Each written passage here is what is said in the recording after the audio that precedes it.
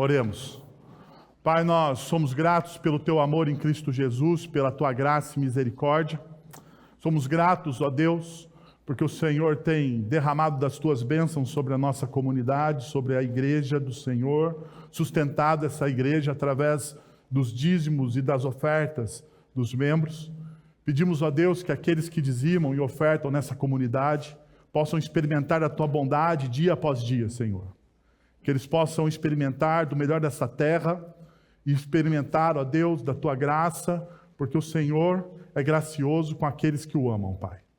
Nós te pedimos também que neste momento o Senhor fale ao nosso coração de maneira excepcional, ó Deus, exponencial, derramando da Tua graça, poder, misericórdia sobre nós, através da exposição das Sagradas Escrituras. Nós precisamos ouvir a Tua voz, ó Pai. É isso que nós oramos em nome de Jesus. Amém. Muito bem, meus irmãos. Muito bem. Estou sentindo vocês um pouco tristes. Vocês estão tristes? Estão meio assim, sorumbáticos? Macambúzios? Hã? O que está ocorrendo aqui? Eu acho que eu vou deixar vocês um pouco mais surumbáticos hoje. Pode ser? Posso? Já que vocês estão, por que não mais? Né? Por que não mais? Já que estamos. Você já pensou nas últimas palavras que você diria a uma pessoa? Já pensou nas últimas palavras? Sabe aquele momento derradeiro? Ou você nunca pensou nisso? Você não pensa nisso? Nem um pouco? Não passa no seu coração? Você não lê Eclesiastes, não? Que a vida é como a relva, que de manhã está vistosa, frondosa, mas à tarde já era? Vocês não leem, não? Ou que a vida é como a neblina, que de manhã está lá, mas vem o sol e a dissipa? Está lá no Eclesiastes, é revelação bíblica. Você não gosta desse texto, né? Não gosta, né? Eu também não gosto, não, mas é a verdade, está lá. Está lá. Quais seriam as suas últimas palavras no momento derradeiro? Vai com Deus. Vai com Deus, tá bom, ok. Essa é uma grande possibilidade. Vai com Deus. Eu já tive a oportunidade de conversar com grandes homens, Deus me deu essa graça, com grandes homens, homens de Deus, homens que representam o ministério pastoral. Eu já tive a oportunidade de trabalhar com um dos caras mais perspicazes na plantação de igreja, que é o reverendo Ricardo Agreste. Trabalhei com ele durante 13 anos do meu ministério, da minha vida pastoral. Ele me ensinou muita coisa. Eu tive aqueles que são fãs do Hernandes, eu já almocei diversas vezes com o Hernandes. Só para você ficar com inveja de mim, tá bom? Vou suscitar aqui na sua inveja santa. Eu já almocei diversas vezes com o Hernandes, né? Já tive a oportunidade de estar com um dos pastores que mais tempo pastoreou a Catedral do Rio de Janeiro, o reverendo Guilhermino Cunha, durante 2 oportunidades, e foi um tempo sensacional, onde ele me ensinou muito sobre liderança cristã. Muitas das coisas que eu aplico na minha liderança, eu aprendi com o reverendo Guilhermino em 2 conversas. Na verdade, 2 caronas. Levei ele 2 vezes para o aeroporto em São Paulo, ou seja, algumas horas, né? Porque ir a São Paulo, levar alguém no aeroporto, você demora algumas horas, e eu tive a oportunidade de conversar com aquele santo homem. Tive a oportunidade também de conversar com o Ebenlen César. Não sei se você conhece, mas ele é o fundador da revista Ultimato, pastor, plantador e pastor da igreja presbiteriana de Viçosa. E desses que eu disse aqui, é aquele que faleceu já faz alguns anos. E eu tive uma única oportunidade de falar com ele. Uma única boa oportunidade. Levei para almoçar. Fazia o treinamento, fazia uma pós-graduação em plantação e revitalização de igreja. E o organizador do curso lá do seminário falou: pô, Wellington, você está por aqui, você é de Campinas, conhece bem a cidade, leva o reverendo para almoçar. E eu peguei o reverendo Ebenlen César para levá-lo para almoçar, e a gente teve um papo. Ele é mineiro, era, agora está no céu, é ainda, né? Porque nós cremos na eternidade, mineiro daquela papo bom, sabe? Daquela conversa, do bocadinho. E uma das coisas que eu perguntei para ele, falei, reverendo, diante de todos os desafios que a vida ministerial tem, diante de todas as dores, de todas as lutas, diante de todas as decepções que a gente pode enfrentar na vida, qual é o conselho a este jovem pastor? Porque naquela época eu era um jovem pastor. Estava ali na faixa dos 20 e poucos anos. O Elben César olhou para mim e falou o seguinte: filho, diante das lutas, diante das dores, diante das decepções que você vai ter no seu ministério, a única coisa que você não pode perder é a santa expectativa do que o Evangelho pode fazer na vida das pessoas. Você não pode perder isso. Toda vez que você for pregar, toda vez que você for compartilhar o Evangelho, toda vez que você for orar por alguém, toda vez que você toda vez que você discipular alguém, lembre-se que o Evangelho transforma tudo e a todos. Tenha santas expectativas daquilo que Deus vai fazer. Não perca porque é muito fácil a gente perder isso. É muito fácil a gente perder as santas expectativas daquilo que Deus está fazendo nas nossas vidas. Muitas vezes o momento de culto se torna mais um momento de culto, mais um domingo qualquer. Mais um domingo que você vai vir à igreja, você vai ficar durante 1 hora, 1h30, 2 horas, nos dias de Santa Ceia, você vai ficar lá ouvindo uma palestra, uma pregação, você vai cantar alguns hinos, mas se o seu coração não estiver cheio da santa expectativa do que Deus está fazendo, pode ser mais um domingo qualquer. Pode ser mais um domingo qualquer. Se você for orar hoje, na hora do almoço, aquela simples oração que a gente faz, sabe, na hora do almoço para agradecer, eu tenho o costume de fazer com que os meus filhos orem na hora do almoço, né? E tem dias que eles estão com tanta fome que eles oram rápido demais. Daí eu falo, volta a fita. Volta a fita, porque eu acho que nem Deus e nem eu entendi o que você quis aí. Devagar, respira, a comida não vai sair do seu prato. Mas quantas vezes a gente ora simplesmente sem expectativa nenhuma do que Deus pode fazer através das nossas orações? Próximo domingo vamos ter uma escola bíblica especial para mães aqui, para mulheres. Mulheres que oram por seus filhos, mulheres que oram pelos seus maridos, mulheres que oram. Mas quantas vezes nós vamos orar com aquele sentimento de que não vai dar certo, mas vai que dá. Você já vai com a expectativa baixa, para não se frustrar. Já vai com a expectativa baixíssima, para não se frustrar. Simplesmente por um desencargo de consciência. O reverendo Elben César, nas suas últimas palavras a mim, porque depois nunca mais nos vimos, ele disse para mim: não perca a expectativa do que o Evangelho pode fazer na vida das pessoas. Porque o Evangelho sempre faz algo na vida das pessoas. E nós chegamos, então, ao final da nossa série.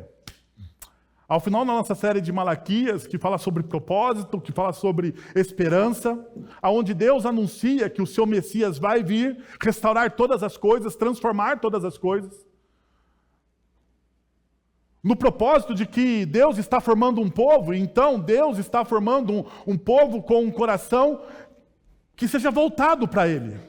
Porque esse é o propósito maior das nossas vidas. Vivermos para servirmos o Deus a quem amamos. Esse deveria ser o nosso lema, o nosso slogan. O que você faz da sua vida? Eu vivo para servir o Deus a quem amo. A quem amo. Pois Ele me amou primeiro. Esse é o propósito, então, em Malaquias, nós percebemos essa realidade. Nós percebemos que Deus está dando esperança a um povo que estava ferido. Deus está chamando este povo a arrependimento e dando um propósito a ele. Nós chegamos, então, nas últimas palavras de Malaquias. E eu gostaria que você sentisse o drama disso. Porque essas são as últimas palavras que antecedem um período de 400 anos sem Deus falar com o povo.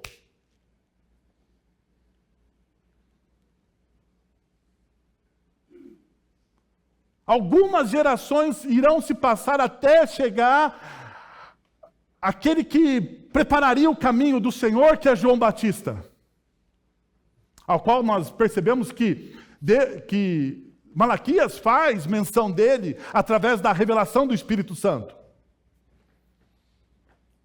400 anos sem ouvir alguém falar com você.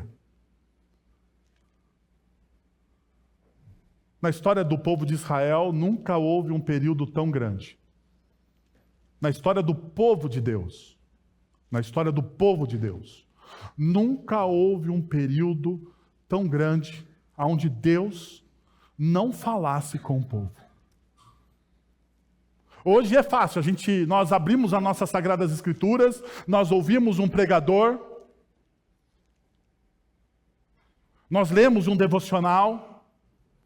A palavra de Deus hoje está disponível para a gente, para nós. E através da instrumentalidade do Santo Espírito que habita em nós, pelo sacrifício de Cristo Jesus, nós ouvimos constantemente a voz do Senhor. O assim diz o Senhor não está mais restrito a um homem. O assim diz o Senhor está em nós através do Espírito Santo dele. Nós não sabemos dimensionar o que é isso. Porque lá no seu quarto em secreto, Deus fala com você. Quantas vezes Deus falou com você no seu quarto em secreto? Hein? Quantas vezes você entrou em um culto com um pregador desconhecido? Ele abriu uma palavra que nunca você tinha lido e Deus falou especificamente a você em uma situação específica da sua vida. Quantas vezes isso aconteceu? Quantas vezes o assim diz o Senhor aconteceu em nós? Através do Espírito Santo de Deus, pelo sacrifício de Cristo Jesus. Mas esse povo iria ficar um tempo sem ouvir a palavra, sem ouvir a voz diretamente. Teriam os escritos, teriam os textos, teriam as interpretações errôneas dos rabinos, teriam depois os fariseus, os saduceus, teriam os essênios, uma seita judaica, messiânica, teriam os zelotes, terroristas. Naquele tempo já havia terrorismo na faixa de Gaza naquele tempo, os zelotes. Homens extremistas, que interpretavam da maneira errônea a palavra de Deus, mas está aí, eles teriam a palavra escrita, mas o profeta não se levantaria mais durante 400 anos. Então esse texto é crucial, porque são palavras cruciais que Deus vai proferir ao seu povo. Quero convidar você a abrir, então, em Malaquias, capítulo de número 4, nos últimos versos desse texto tão bonito. Que jornada linda! Que texto sagrado que nos inspirou a nossa caminhada cristã. Como Malaquias aponta Jesus de maneira singular. Malaquias, capítulo 4, versos de 1 a 6, diz o seguinte: Pois certamente vem o dia ardente como uma fornalha. Todos os arrogantes e todos os malfeitores serão como palha, e aquele dia que está chegando ateará fogo neles, diz o Senhor dos Exércitos. Não sobrará raiz ou galho algum, mas para vocês que reverenciam o meu nome, o sol da justiça se levantará, trazendo cura em suas asas, e vocês sairão e saltarão como bezerros soltos do curral. Depois esmagarão os ímpios, que serão como pó sobre as solas dos seus pés, no dia em que eu agir, diz o Senhor dos Exércitos. Lembrem-se da lei do meu servo Moisés, dos decretos e das ordenanças que lhe dei em Horebe, para todo o povo de Israel. Vejam, eu enviarei a vocês o profeta Elias antes do grande e temível dia do Senhor. Ele fará com que os corações dos pais se voltem para os seus filhos, e os corações dos filhos para seus pais. Do contrário, eu virei e castigarei a terra com maldição. Não sei se você percebeu, as últimas palavras que Deus profere através de Malaquias não são palavras fáceis. Não são palavras fáceis. Parece que isso é o prenúncio dos 400 anos de silêncio. Ele termina, não sei se você está percebendo, mas o versículo de número 6 termina com uma palavra de maldição. Maldição. A pergunta é: como é que a gente consegue tirar a esperança disso? Ou melhor, como é que a gente consegue tirar propósito disso? Parece que esse texto, não sei se você conseguiu perceber no texto, mas existe nuances. Parece que o texto vai decolar para um momento de cura e depois ele afunda de novo. O sol da justiça trará cura em suas asas. E você fala: uau! Deus vai restaurar todas as coisas, mas de repente no final ele fala sobre maldição de novo. Talvez porque as nossas vidas não sejam uma reta exponencial de crescimento. Não sei se você sabe, mas a nossa caminhada cristã, como discípulos de Jesus, é uma caminhada que tem altos e baixos. Não tem? Altos e baixos. Tem dia que você acorda, dia bom, crente. Os pássaros estão cantando. Logo de manhã você acorda e a pessoa com quem você compartilha a sua vida fez aquele café. Antes de você acordar, você sentiu o cheiro de café quando você acorda? O meu filho disse não, porque você acorda muito tarde.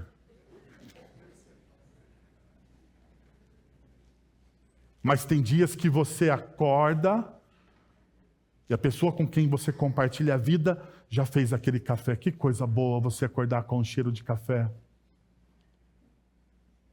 Os pássaros estão cantando. Você coloca um Agnus Dei. Aleluia. Você pisa nas nuvens e parece que tudo está dando certo na sua vida. Tudo está dando certo na sua vida. Acordamos dias assim.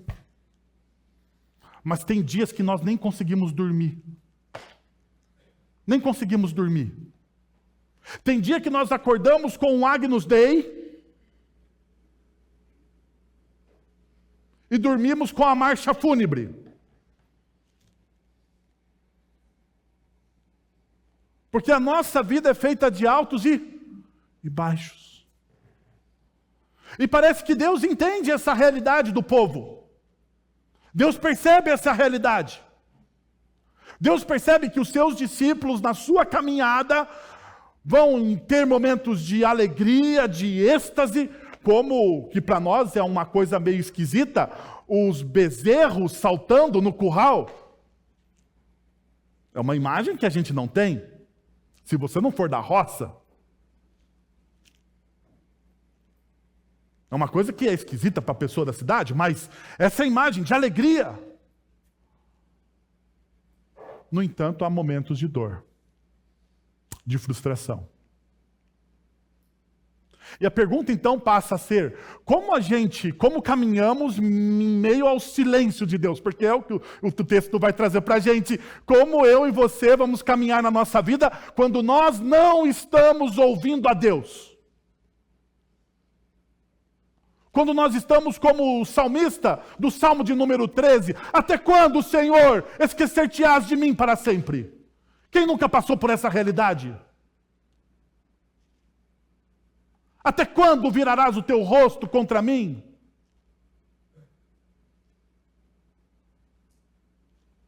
Porque tem dias...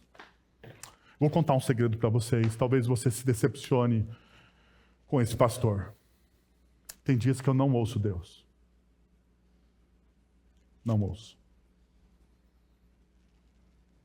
Segunda-feira é um dia que talvez eu não ouça Deus. Tem momentos que eu vou estudar a palavra e eu estudo a palavra sem ouvir. E eu preciso fazer como o salmista fez. Até quando, Senhor, esquecer-te-ás de mim? Como que o nosso coração passa nutrido de esperança e propósito diante dessa realidade? Porque é isso que o texto, nas últimas palavras do profeta Malaquias, está nos ensinando. Sendo assim, deixo trazer para vocês alguns princípios. Primeiro princípio para ter o seu coração nutrido. Primeiro princípio para você, diante das dificuldades, das lutas, dos problemas, das adversidades, você precisa vivenciar isso na sua vida. Primeiro, fuja do sutil e destrutivo pecado da arrogância. Fuja do sutil pecado da arrogância, do destrutivo pecado da arrogância. Perceba o que o texto bíblico nos traz logo nos seus primeiros versículos. Veja, pois certamente vem o dia. A palavra refere-se aqui, a pergunta é qual é este dia? E a palavra aqui refere-se ao dia do Senhor, frequentemente associado a eventos apocalípticos que trazem tanto punição quanto salvação. No contexto de Malaquias, esse dia marca a intervenção de Deus na história. Deus está falando de um dia que ele vai intervir. Deus começa o seu pronunciamento dizendo: não se assustem, porque você precisa se lembrar do capítulo de número 3, do verso número 1. Os israelitas, o povo de Deus, está perguntando: o que está acontecendo, Senhor, que o Senhor não olha para a gente? O Senhor está em silêncio. E daí Deus aqui está respondendo: chegará um dia da minha intervenção. Virá um dia, com acontecimentos apocalípticos, mas virá o dia. Com acontecimentos cruciais na história. Mas perceba, isso não é a única coisa que o Senhor está falando aqui para o povo. Ele coloca 3 personagens aqui. Malaquias, então, ele lança a mão da literatura de Provérbios, a literatura sapiencial, e lança a mão desses 3 personagens que muitas vezes nós encontramos em Provérbios. O primeiro personagem que nós vemos são os malfeitores. Diz que naquele dia os malfeitores serão punidos, estarão diante de Deus. Mas quem são os malfeitores? Vamos delimitar os malfeitores aqui. Literalmente significa fazer o mal. A palavra hebraica aqui para malfeitores é aquele que faz o mal. Esses são aqueles que constantemente praticam atos malignos e injustos. Eles são reconhecidos por suas ações moralmente erradas e suas práticas perversas. A marca registrada dos malfeitores, marque aí, a marca registrada dos malfeitores é a execução contínua de comportamentos que prejudicam outros. Quem são os malfeitores? Os malfeitores, aqui no texto de Malaquias, segundo o seu original, é aqueles que continuamente prejudicam os outros. Prejudicam os outros com o seu falar, prejudicam os outros com as suas fofocas, prejudicam. O prazer dessas pessoas está em ver o outro tropeçar. E nós precisamos aqui sermos honestos. Não sei você, mas muitas vezes temos o prazer de ver alguém tropeçar, não temos? O mórbido prazer de ver alguém ser prejudicado.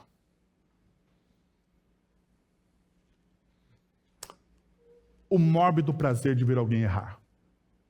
No casamento isso acontece muito. Para você ter o prazer de dizer o quê? Eu te avisei.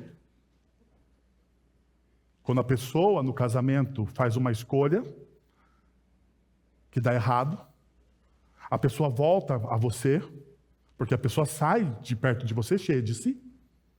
Cheia de si. Uma vez, tirei férias. Poucas as vezes que eu tirei férias. Para viajar assim para o exterior.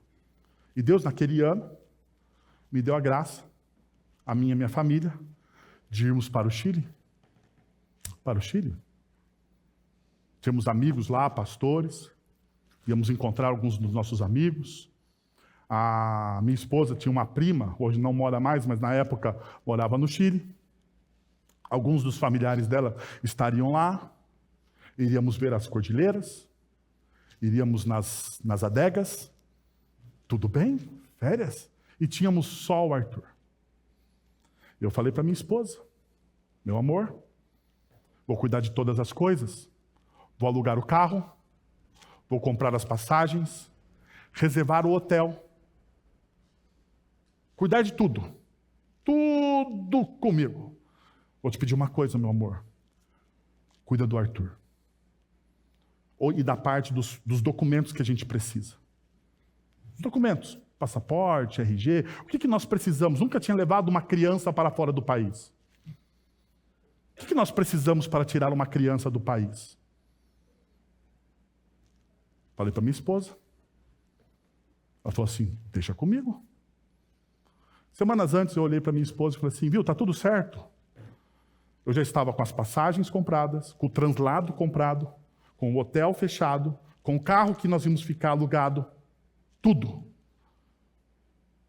certo. Eu falei, amor, tá tudo certo. A gente precisa tirar um passaporte para o Arthur. A gente precisa de algum documento? Ela olhou para mim e falou assim, deixa comigo. Eu falei, amor, não precisa de nada.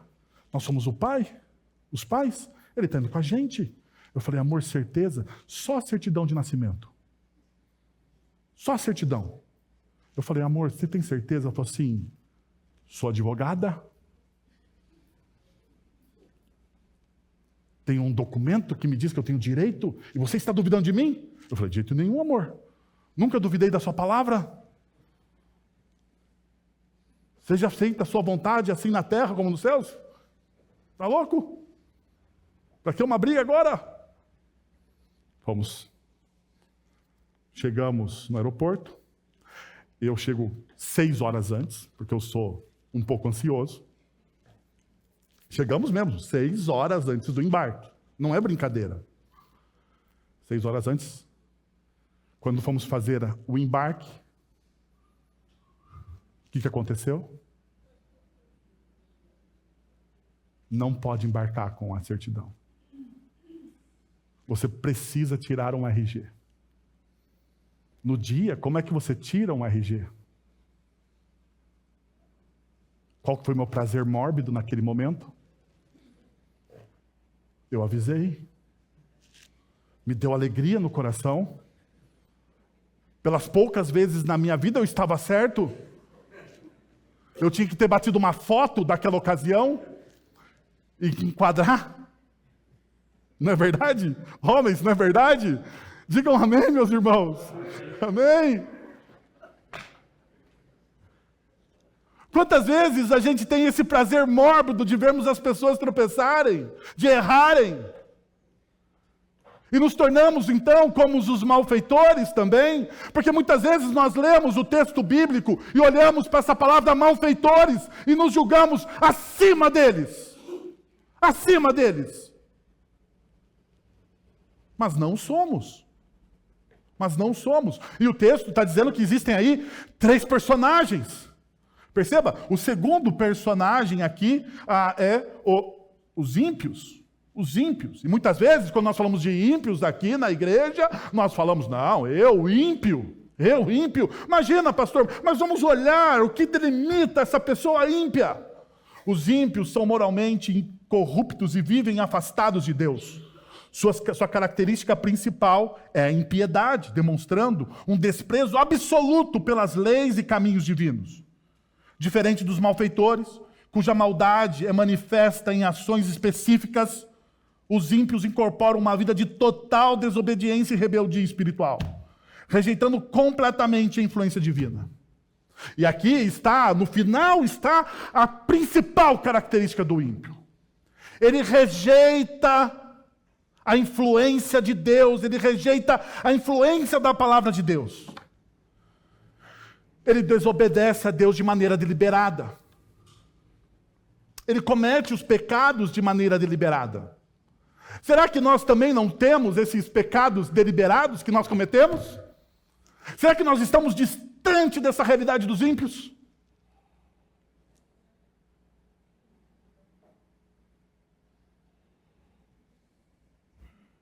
Mas, perceba, o texto,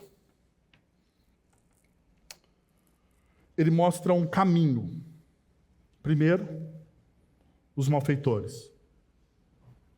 Os malfeitores, a marca registrada dos malfeitores é a execução contínua de comportamentos que prejudicam outros.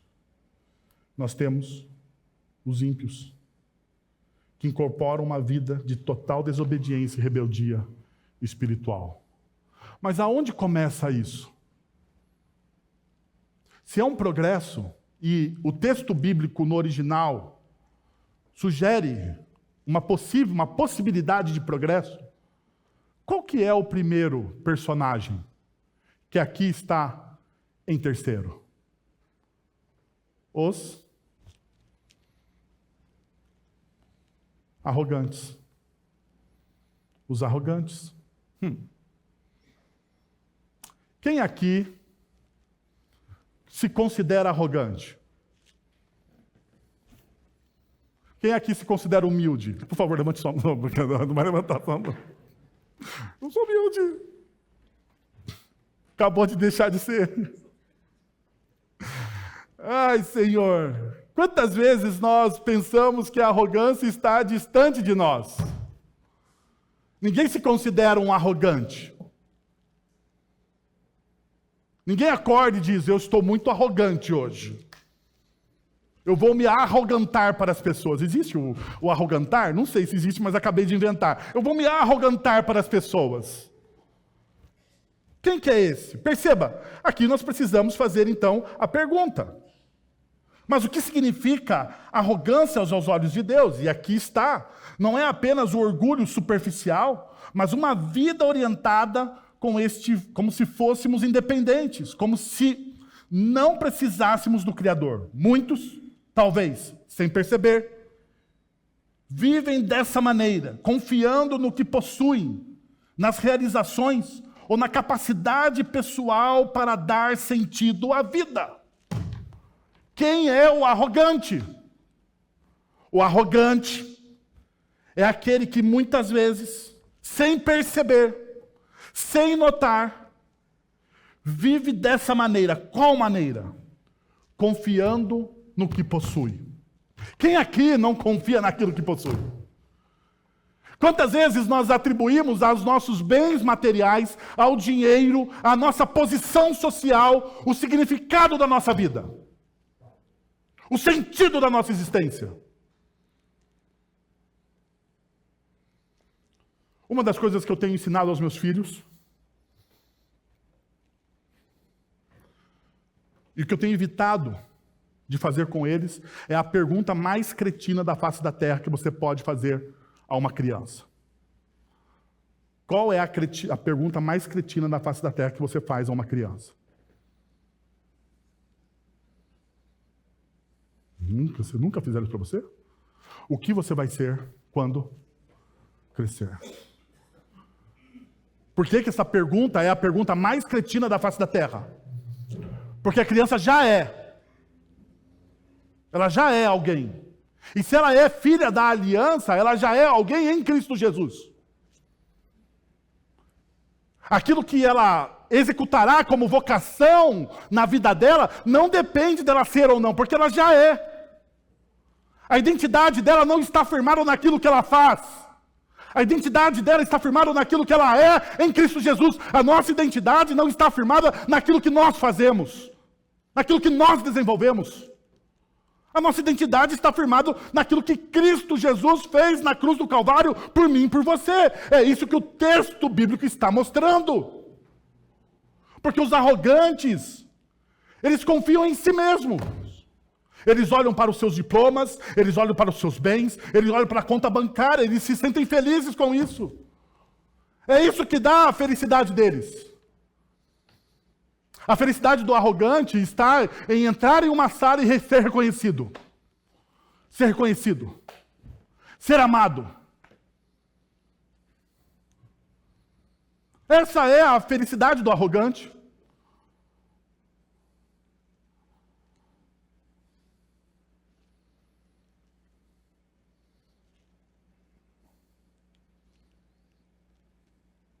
A pergunta é se nós fazemos o que fazemos para sermos reconhecidos, para sermos amados.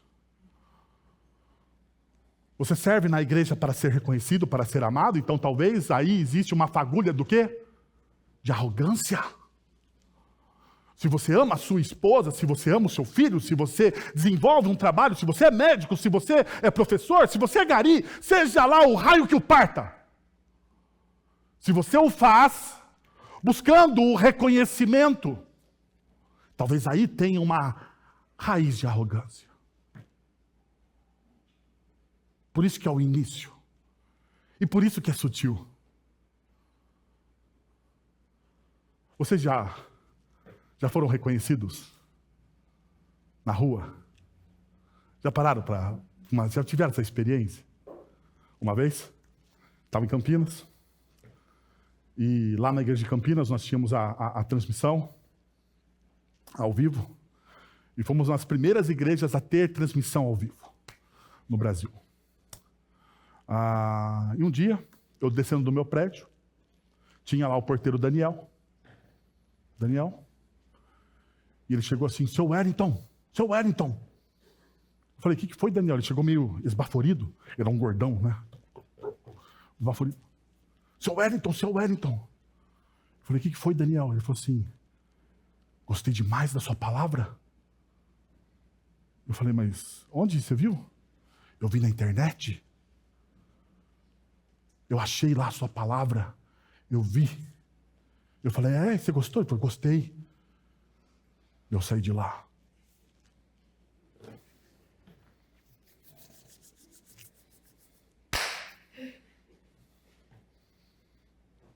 Não tem nada melhor do que ser reconhecido, mas isso não pode tomar conta do seu coração. Não estou falando que nós não devemos ser reconhecidos pelo bem e pela excelência com que nós fazemos as coisas, mas isso não deve ser o foco, não deve ser o final das coisas, porque o arrogante é esse. Perceba, existe uma progressão de agravamento. A arrogância é a porta de entrada para a rejeição de Deus. Muitas vezes começa com uma atitude de superioridade e até mesmo de desdém. O arrogante, ele desdenha das pessoas. Desdenha dos outros. Ele sempre quer estar acima dos outros. O arrogante é aquele que numa conversa compete com você. Você fala assim, eu li 3 livros a semana. O cara fala, mas eu li 15. Essa semana eu viajei para Praia Grande. Eu fui para Miami Beach. Isso é um tipo de arrogância. Mas perceba, quantas vezes nós pedimos perdão por esse pecado? Quantas vezes o nosso coração se humilha diante de Deus, olhando para aquilo que nós possuímos, e nós falamos assim, Senhor, me perdoa, porque isso não é o objetivo. Isso não é o objetivo. A minha linda família não é o objetivo. Os meus bens não é o objetivo. Os meus diplomas não é o objetivo. O meu objetivo de vida é glorificar o teu nome. É bendizer o teu nome. O meu objetivo de vida é espelhar a tua glória, seja onde for. É esse o meu objetivo. O resto é consequência.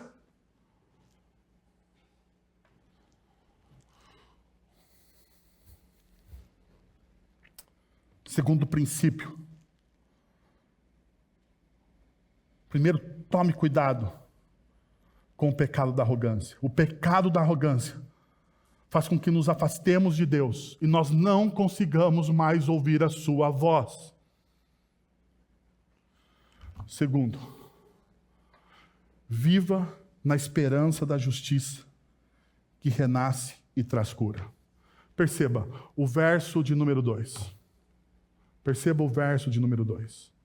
Mas, para vocês que reverenciam o meu nome, o sol da justiça se levantará, trazendo cura em suas asas. E vocês sairão e saltarão como bezerros soltos no curral. Percebam, o sol da justiça. Veja, a luz da justiça de Deus nos confronta, revelando nossas falhas, mas também nos acolhe, aquecendo nossos corações com sua graça transformadora. Então aqui, o sol da justiça ele tem 2 imagens preponderantes aqui. Qual é a primeira imagem? É diante da luz que os nossos pecados, as nossas imperfeições ficam evidentes. Quando você quer ver se um carro foi batido ou não, o que você faz? Você põe diante da luz. Porque diante da luz você vai perceber as imperfeições da pintura feita na oficina do seu Zé. É lá que você vai ver. Então a luz, ela revela o quê? As nossas imperfeições. O sol da justiça revela as nossas imperfeições. Mas também ele tem uma outra imagem nessa metáfora, que é aquecer diante das nossas imperfeições, diante desse confronto, o nosso coração é aquecido pela graça transformadora de Deus em Cristo Jesus. Essa é a metáfora que devemos ter em mente. A luz de Deus não é apenas uma presença suave, mas tem o poder de confrontar nossas falhas e expor o que está oculto em nós.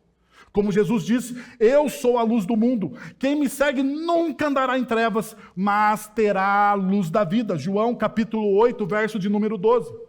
Ao andarmos na luz daquilo que estava escondido, quando andamos na luz, aquilo que estava escondido se torna revelado. E ao ser revelado, traz a transformação. Nunca nas nossas vidas, se continuarmos escondendo os nossos pecados, seremos transformados. Nós precisamos trazer as nossas vidas à luz do Evangelho. À luz do Evangelho. À verdade do Evangelho. Como afirma o apóstolo João, em 1 João capítulo 1, verso de número 7. Se andamos na luz, como Ele está na luz, temos comunhão uns com os outros, porque a luz também transforma a forma com que nos relacionamos com as pessoas. É essa luz que precisa renovar os nossos corações. Então perceba essa verdade. O sol da justiça, ele vem para julgar, ele vem para mostrar, mas ele vem também para transformar essa realidade. Uma outra percepção que nós temos desse texto é que esse sol da justiça, ele traz cura em suas asas.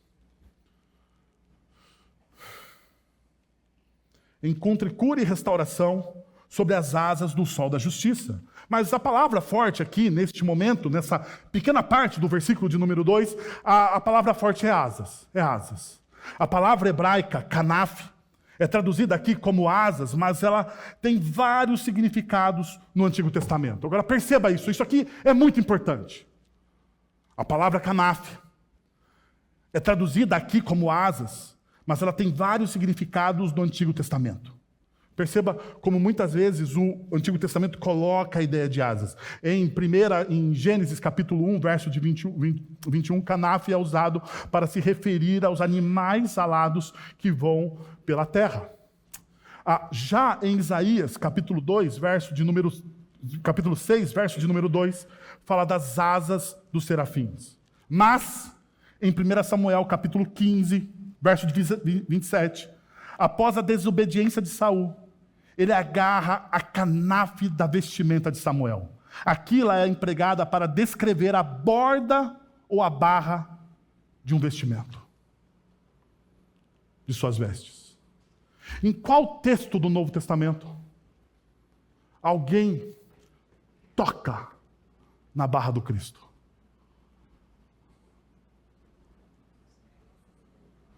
Quem?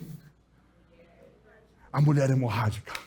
A mulher hemorrágica, ela toca na canafe de Cristo. No Novo Testamento, Jesus encontra uma mulher que se aproxima desesperadamente, acreditando que só um toque poderia curá-la. Por quê? Porque o Cristo, ele é o nosso sol da justiça. Nisso, uma mulher que havia 12 anos sofrido de hemorragia, aproximou-se dele por trás e tocou no seu manto, que trazia consigo mesma, pois dizia consigo mesma: se eu mesmo tocar em seu manto, ficarei curada. Jesus então se virou e a viu e disse: ânimo, filha, a sua fé a curou. E daquele momento em diante, aquela mulher foi curada. A mulher estava convicta de que, ao tocar a borda do manto de Jesus, seria curada. Jesus, ao ver aqui o que ela fez, ele elogiou a sua fé. A palavra aqui, borda ou franja, refere-se ao grego kraspedon, que em hebraico é o quê? Kanaf. A veste de Jesus, Mateus sabia que seu público era formado principalmente por judeus. Mateus sabia que o público dele, ao ouvir aquela história, faria a associação de que quem é o nosso sol da justiça? Quem é aquele que traz cura sobre nós? Quem é aquele que conforta os nossos corações? Ou é aquele que, mesmo mostrando os nossos pecados, mesmo explicitando os nossos pecados, nos cura em graça? É o Cristo. É o Cristo.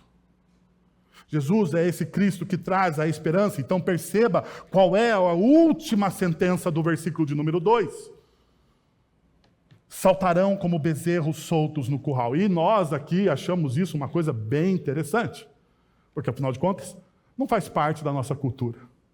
A última parte desse versículo descreve a alegria, que é o resultado natural da liberdade. A metáfora utilizada é de bezerros que passam o inverno confinados no curral, e ao chegar a primavera ganham a liberdade para correr e saltar nos campos. Essa imagem reflete a liberdade e a renovação que Deus traz sobre o seu povo no fim dos tempos. Como está escrito em Malaquias, capítulo 2, nós veremos o sol da justiça. A primavera, o inverno já passou. O inverno já passou, nós estamos diante daquele que é o sol da justiça, daquele que traz cura em nossas vidas. Essa metáfora transmite a alegria explosiva da salvação, da liberdade que nós temos em Cristo Jesus, da restauração completa das nossas vidas. Porque aquilo que era antigo, aquilo que era velho, já se passou. Porque em Cristo Jesus, todas as coisas são novas. Essa é a expectativa que nós precisamos ter diante do Evangelho. Diante do Evangelho, tudo aquilo que é antigo, tudo aquilo que é velho, tudo aquilo que é ultrapassado, tudo aquilo que está em podridão por causa do pecado já passou. E em Cristo, todas as coisas são feitas novas.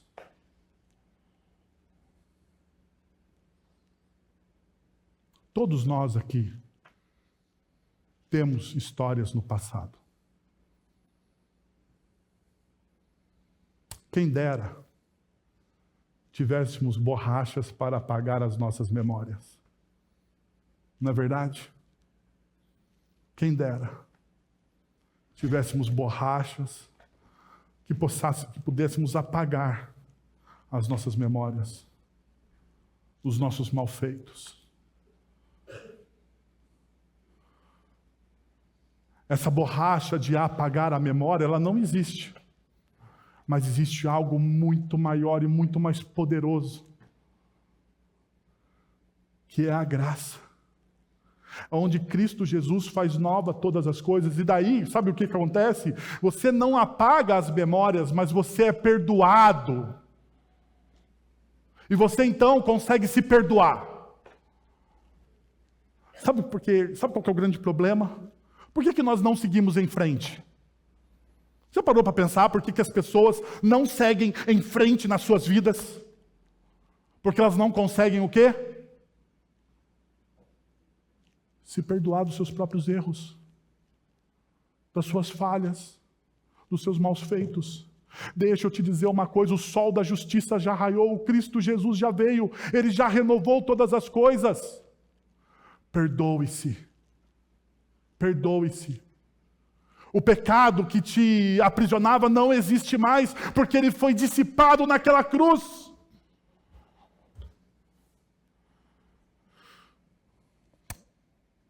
O terceiro princípio está aqui, diante do silêncio de Deus. Como nós conseguimos seguir com o nosso coração abastecido? Seguir a Deus não é apenas acreditar nele, mas obedecer à sua palavra. A obediência é a prova concreta de que realmente o seguimos.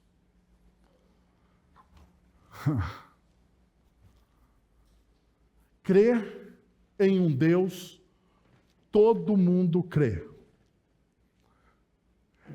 James K. Smith, em um dos seus livros, vai dizer que o homem ele é um ser religioso. Ele é um ser religioso. O homem, ele cria, se ele não tem um Deus, ou se ele não segue o Deus verdadeiro das Sagradas Escrituras, ele cria os seus deuses, porque nós somos religiosos. Nós adoramos as coisas. Nós adoramos as coisas. Nós veneramos as coisas. Perceba, uma das coisas mais loucas uma das experiências mais loucas que pode acontecer com o ser humano. Você já foi em um estádio de futebol? Quem aqui já foi em um estádio de futebol? Lotado. Lotado. Não o estádio, não esse estádio aí que você vai do seu time aí de primeira divisão. Porque ir no estádio de primeira divisão é fácil. Agora, ir no estádio onde o seu time está na segunda divisão e lotado é difícil. É difícil. Eu já fui no glorioso estádio, várias vezes na minha vida eu já fui no glorioso estádio do Brinco de Ouro da Princesa, do maior time do interior do estado de São Paulo e do Brasil, o Guarani Futebol Clube de Campinas, o único campeão brasileiro do interior. Se sagrou campeão em 1978 em cima daquele time mequetrefe do Palmeiras. O time B. Verde, branco B de São Paulo. É o time B. Qual é a experiência singular de adoração em um estádio de futebol? A adoração provoca comunhão. Você vai no estádio e você não conhece absolutamente ninguém. Talvez somente a pessoa que está ao seu lado. E daí o seu time está perdendo. E de repente, na minha época, Fumagalli, um dos maiores artilheiros do Guarani, vai e faz o gol de falta. As pessoas vibram. Há esperança. Aos 39 do segundo tempo, Fumagalli novamente. Gol de falta. O que acontece? As pessoas que não se conhecem se abraçam. Se abraçam. Elas não se conhecem, é um negócio louco. Elas se abraçam porque elas têm um objeto de adoração, que é o time. Sabe qual que é o problema nosso aqui? Nós temos o objeto de adoração, que é Deus. Mas nós não vibramos como vibramos no time de futebol. E nós não nos abraçamos diante daquilo que Deus faz na história. Esse é o nosso problema. O nosso problema aqui é que a gente não tem comunhão. Mas todos nós temos um Deus. Perceba essa realidade. O texto mostra aí essa realidade. Que não basta você acreditar. Você precisa obedecer. Como que nós vemos a devoção de uma pessoa? Como a devoção de uma pessoa é materializada na obediência que ela desenvolve à palavra de Deus. Então, perceba o que o verso de número 4 nos diz. Lembre-se da lei do meu servo Moisés, dos decretos, das ordenanças que lhes dei em Horebe para todo o povo de Israel. Perceba o que o texto nos manda fazer aqui. Lembre-se. Essa lembrança não é uma palavra passiva, mas ativa e intencional. Nos impulsiona a obediência, a ação conforme os ensinamentos que Deus nos deu em Cristo. Neste momento, o Senhor passa a falar diretamente ao povo de Israel. Ele está falando diretamente ao povo de Israel no versículo de número 4. Ele os direciona a lembrar-se da palavra de Israel, a palavra de Deus a Israel. Israel não pode viver essa dicotomia entre crença e obediência. Entre crença, a realidade de crer em alguém, e a realidade de não viver naquilo que se crê. Nós precisamos viver aquilo que nós dizemos que crê. Então, quando nós olhamos para o texto bíblico, nós sempre lembramos de Josué capítulo 1, verso de número 7. É um dos textos que tem em porta de geladeira pelo Brasil. Não é? É um dos mais textos que tem em porta de geladeira em casa de crente. Vai na casa de um crente, você acha isso ou bordado na parede ou na porta da geladeira. E diz o seguinte, o texto bíblico: acima de tudo, seja forte e muito corajoso para obedecer a toda a lei que o meu servo Moisés lhe ordenou. Não se desvia dela, nem para a direita e nem para a esquerda, para que tenha sucesso em tudo o que fizer. O final a gente gosta. Quem não gosta dessa palavra aqui, sucesso? Para que você tenha o quê? Sucesso! Hã? Quem não gosta? Mas antes da gente chegar no sucesso, você precisa passar por algumas etapas. Perceba. Seja forte e corajoso. E aqui está um dos textos mais mal usados das Sagradas Escrituras. Mais mal pregados das Sagradas Escrituras. Porque chega o pregador aqui e fala assim para você: não, porque você, a partir de agora, vai ser forte e corajoso. Vista a sua armadura da fé. Pegue o seu escudo e vá enfrentar o seu gigante. Agora, para olhar o que o texto está dizendo. Você precisa ser forte e corajoso. Para quê? Para quê? Porque o para condiciona o ser forte e corajoso. Não é verdade? Você precisa ser forte e corajoso para obedecer. Só isso que você precisa fazer. Você não precisa vestir a sua armadura espiritual. Você não precisa jogar pedra no gigante. Você não precisa fazer 21 dias do jejum de Daniel. É 21 dias de jejum ou de oração? Jejum? Jejum. Felipe que sabe desse negócio assim, mais esquisito. Felipe, você é meu consultor para coisas esquisitas no meio evangélico. É 21 dias de jejum ou de oração? De jejum. Você não precisa. Não precisa, não porque você não quer fazer. Existe o lugar do jejum, não para conquistar coisas, mas para adorar a Deus. Para adorar a Deus. Todo bom crente jejua para adorar o Senhor, não para conquistar coisas do Senhor, mas para adorar. Para dizer, nem só de pão viverá o homem, mas de toda palavra que procede da boca do Senhor. Eu vou jejuar por causa disso. O texto bíblico, então, me mostra para que eu preciso ser forte e corajoso. Para obedecer toda a lei. Porque a pergunta é fácil? É fácil? C.S. Lewis, em um dos seus livros, vai dizer que não existe religião mais desconfortável do que a religião cristã. Mais desconfortável. Por que a religião cristã é a mais desconfortável que nós temos no espectro religioso? Vou te dar uma ideia. Vou te dar uma única ideia.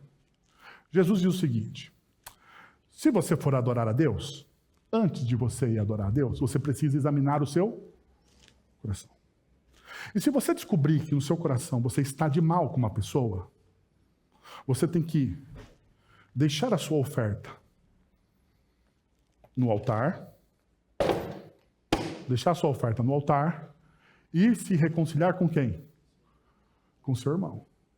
E depois você volta para adorar. Pergunta, quem que faz isso? Quem que faz isso? Quantas vezes você vem ao culto brigado com o seu esposo, com o seu marido, com sei lá o raio que o par que você brigou essa semana? Porque toda semana a gente arruma alguém para brigar. Nós somos bom de briga.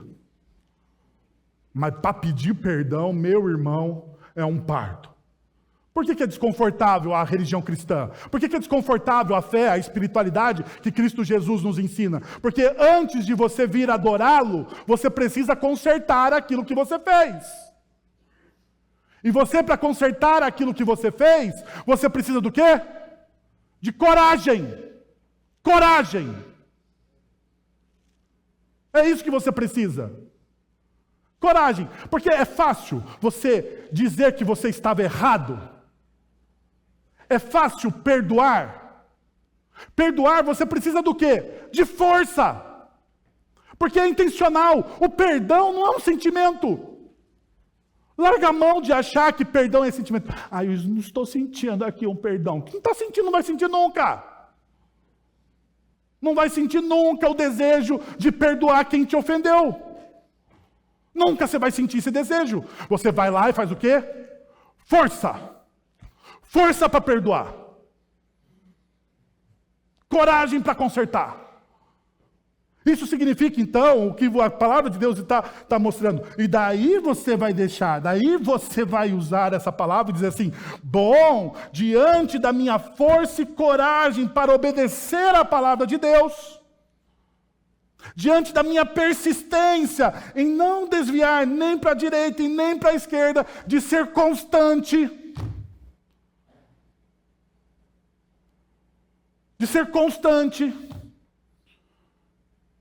porque sucesso é uma longa obediência na mesma direção. Isso é sucesso. Não se desvie nem para a direita e nem para a esquerda. O que é sucesso? É uma longa obediência na mesma direção. Daí você vai ter o final do texto. Para que tenha sucesso em tudo que você faz. Perceberam o que o texto está nos mostrando? Por isso que, então, Malaquias olha para o povo e diz assim: lembrem-se de onde vocês tropeçaram, lembre-se daquilo que vocês não estão fazendo, arrependam-se. Veja, o texto bíblico nos mostra uma outra realidade ainda, que é a realidade do Salmo de número 1, versos 1 a 2. Quem não gosta desse salmo aqui, né? Veja, Como é feliz aquele que não segue o conselho dos ímpios, não imita a conduta dos pecadores, nem se assenta na roda dos zombadores. Ao contrário, sua satisfação está na lei do Senhor. E nessa ele medita dia e de noite. Como é feliz. É um sinônimo aqui. Para o quê? Sucesso, não é? Sucesso. Como é feliz. A pessoa que é feliz, ela tem o quê? Sucesso. Como é feliz. Aquele que não segue o conselho dos ímpios, não imita a conduta dos pecadores, nem se assenta na roda dos zombadores. E daí você está pensando assim, então quer dizer que eu tenho que ter uma atitude religiosa aqui, vou me tornar um fariseu? Não. Não. De maneira nenhuma. Porque o segredo do texto está no final. Qual que é o segredo do texto? Você só consegue não assentar. Você só consegue não ouvir o conselho dos ímpios, não imitar a conduta dos pecadores e nem se assentar na roda dos zombadores quando você tem o seu prazer na lei do Senhor. Pergunta: aonde está o seu prazer? Aonde está o seu prazer? Aonde você tem prazer? Porque o texto bíblico vai dizer que a minha satisfação, que a minha alegria, que o meu prazer, ele está onde? Na lei do Senhor. E quando eu abro as Sagradas Escrituras, lembra do que o meu amigo disse? As últimas palavras do reverendo Elben César. Quando eu abro as Sagradas Escrituras, eu tenho a expectativa de que ele vai fazer algo em minha vida. Isso é ter prazer. Isso é ter prazer. Quando você abre o Evangelho, você tem expectativa de que Deus vai falar em você, vai falar através de você e por você. É isso que o texto bíblico está nos mostrando.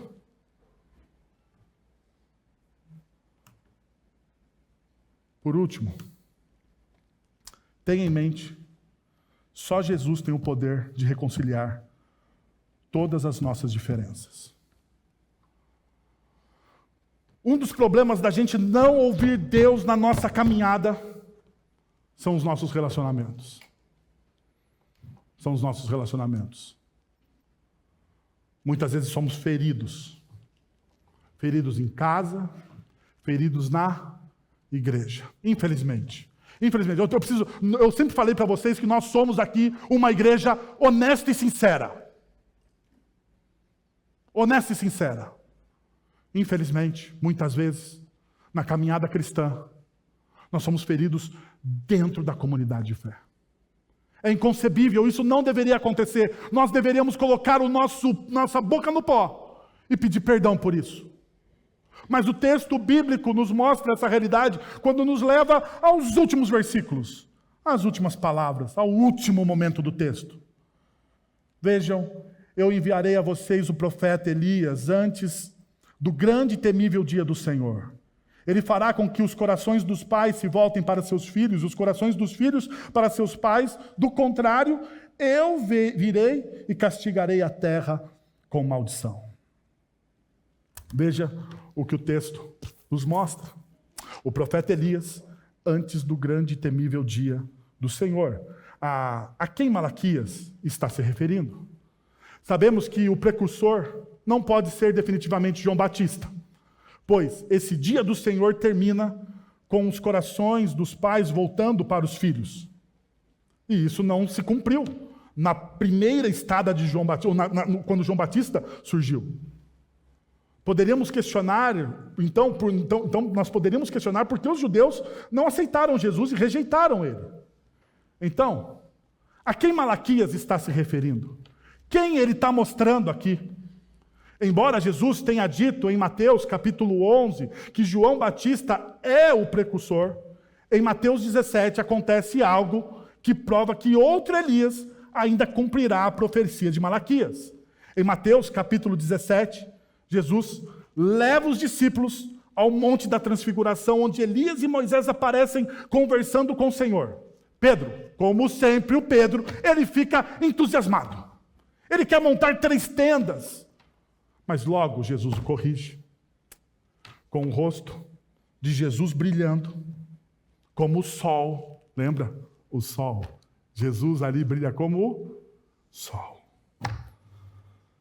Os discípulos ficam maravilhados, percebendo a verdadeira identidade de Jesus. Os discípulos mencionam o versículo de Malaquias.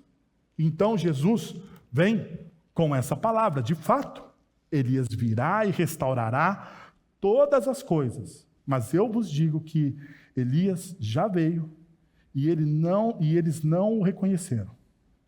Pelo contrário, fizeram com ele tudo o que quiseram. Perceba. Se Elias é que restaurará completamente todas as coisas, não é apenas João Batista, não pode sê-lo.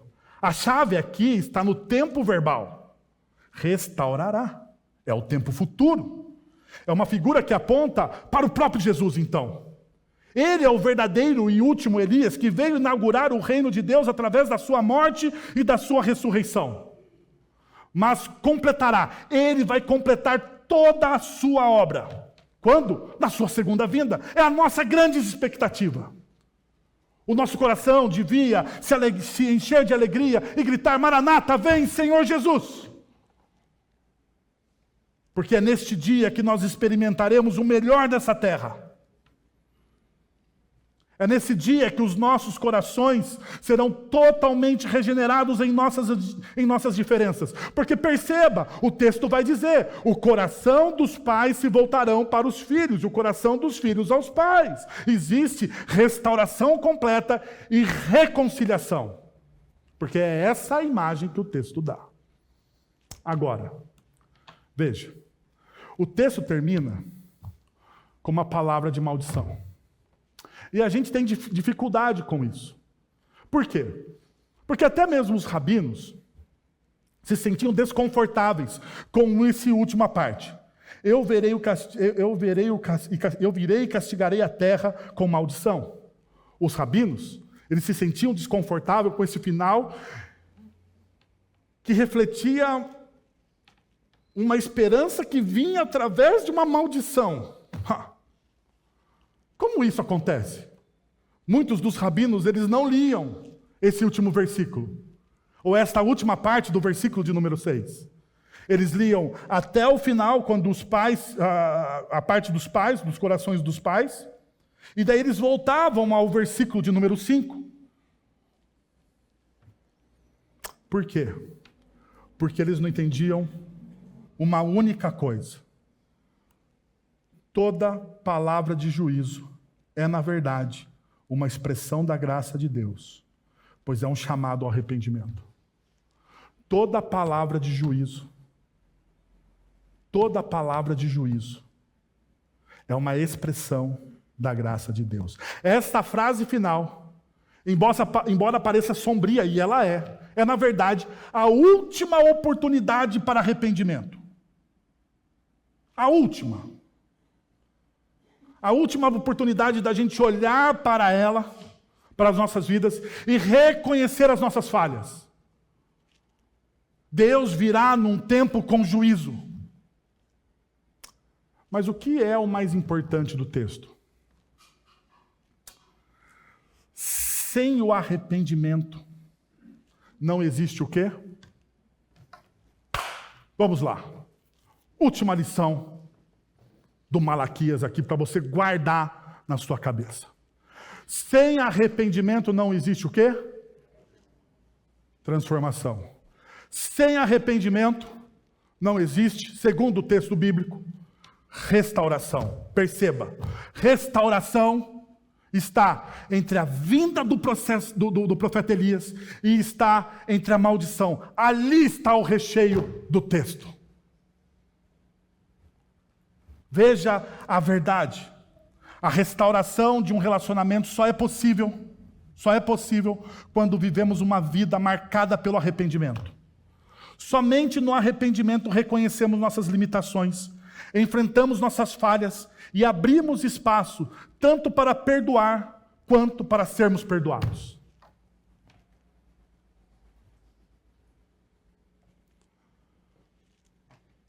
Arrependa-se. É assim que termina o texto. Você quer experimentar uma transformação e uma renovação na sua vida? Você quer isso? Você quer isso? Você está cansado de viver a mesmice da sua espiritualidade frígida, vazia, sem expectativa nenhuma daquilo que Deus pode fazer em você e através de você? Hoje é o dia que o Senhor fez para você se arrepender.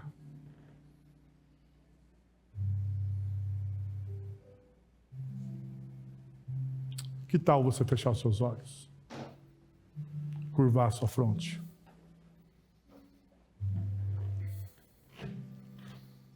E orar ao Senhor. Vamos receber a bênção. Agora, irmãos, que a graça de nosso Senhor e Salvador Jesus Cristo, o amor de nosso Deus e Pai, o conselho, o consolo, o poder e a ação do Santo Espírito de Deus estejam sobre vocês agora e pelos séculos dos séculos. Amém.